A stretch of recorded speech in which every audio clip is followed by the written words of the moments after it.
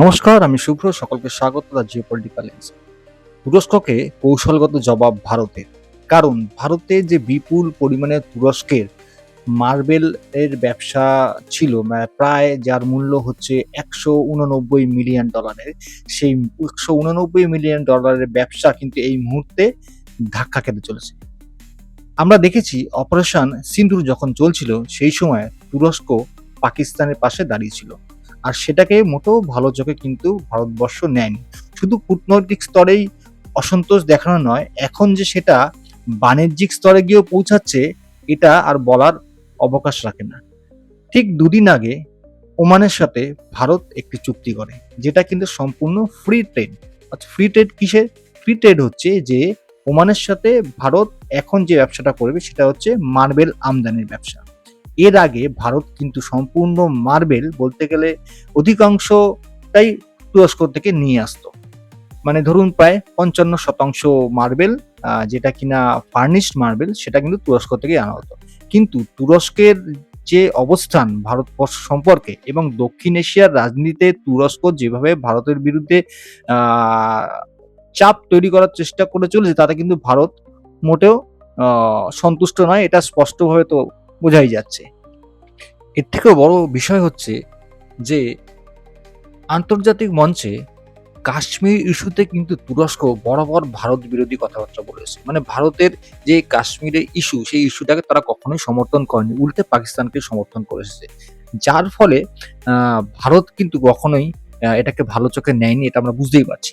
এছাড়াও তুরস্কের যে পরিমাণ মার্বেল ভারতবর্ষে আসতো, তা থেকে তুরস্ক যে পরিমাণ আয় করতো, সেই আয়ের একটা অংশ নাকি পাকিস্তান সেনাবাহিনীর হাতেও যেত ভারত বিরোধী কার্যকলাপ করার জন্য। তো এটা নাকি বিভিন্ন রকম গোয়েন্দা তথ্যে উঠে এসছে। যাই হোক, এখন বিষয় হচ্ছে যে তাহলে এই যে ভারত এবং ওমানের এই দ্বিমুখী চুক্তি যে হলো, এই চুক্তির ফলে ভারত এবং ওমানের আ যে সম্পর্ক সেটা কতদূর এগোতে চলেছে এবং এই দ্বিমুখী চুক্তির ফলে আ যে বাণিজ্যিক লাভ সেটা ভারত বা কিভাবে পেতে চলেছে বা ওমানি কিভাবে পেতে চলেছে সেটা সম্পর্কে একটু জেনে নেওয়া যাক। এই চুক্তির ফলে ভারত কিন্তু দ্বিমুখী আ লাভ দেখতে চলেছে। কারণ প্রথমত তুরস্ক নির্ভরতা একদমই কমে যাচ্ছে। দ্বিতীয় যেটা হচ্ছে ওমান থেকে আমদানিকৃত যে মার্বেল, সেটা কিন্তু ভারতবর্ষেই প্রসেসিং হবে, কাটিং হবে এবং ফিনিশিং হবে। যার ফলে ভারতবর্ষে কিন্তু একটা কর্মসংস্থানের বাজার কিন্তু নতুনভাবে তৈরি হওয়ার সম্ভাবনা দেখা দিয়েছে।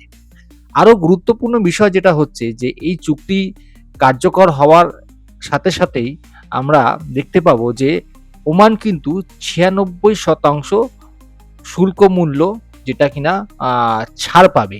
যার ফলে ওমানের ক্ষেত্রেও কিন্তু ভারতের বাজারে একটা বড়সড় আত্মপ্রকাশ ঘটবে। বর্তমানে ওমানের সাথে ভারতের ট্রেড এগ্রিমেন্টের যে বিষয়টা সেটা প্রায় দাঁড়ায় $৬ মিলিয়ন। কিন্তু এই মার্বেল আমদানির ক্ষেত্রে যদি ভারত সম্পূর্ণটাই এখন ওমানের উপর নির্ভরশীল হয়ে পড়ে, সেক্ষেত্রে ওমান কিন্তু ভারতে প্রায় $100 মিলিয়ন উপর ব্যবসা করতে চলেছে আগামী বছরের মধ্যেই।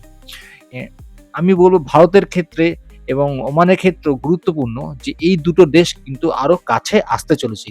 শুধুমাত্র এই মার্বেল আমদানির ক্ষেত্রেই কিন্তু এটা সীমাবদ্ধ থাকবে না। আগামী দিনে বিভিন্ন রকমের খনিজ সম্পদ থেকে বিভিন্ন রকমের ইঞ্জিনিয়ারিং ইকুইপমেন্ট, এগুলো কিন্তু ট্রেডের অংশ হতে চলেছে বলে খবর আছে। এখন দেখার বিষয় যে আগামী দিনে ভারত এবং ওমান এই মার্বেলের আমদানি থেকে কত বড় ব্যবসা তাদের মধ্যে আ তৈরি করতে পারে এবং কত সুন্দর একটা সম্পর্ক তৈরি করে দুদেশেই একটা কর্মসংস্থানের ব্যাপার তৈরি করতে পারে। আরেকটা জিনিস যেটা বলার সেটা হচ্ছে যে যারা ভারত বিরোধী ন্যারেটিভ তৈরি করবে, তারা কিন্তু ভারতবর্ষের এই বিপুল মার্কেট থেকে বঞ্চিত হবে। এই বার্তা কিন্তু ভারত সরকার এক প্রকার দিয়ে দিয়েছে। আশা করি ভিডিওটা ভালো লেগেছে আপনাদের। এরকম আরো ইনফরমেটিভ ভিডিও দেখতে আমাদের ফলো করুন। দেখতে থাকুন দ্য জিওপলিটিক্যাল লেন্স।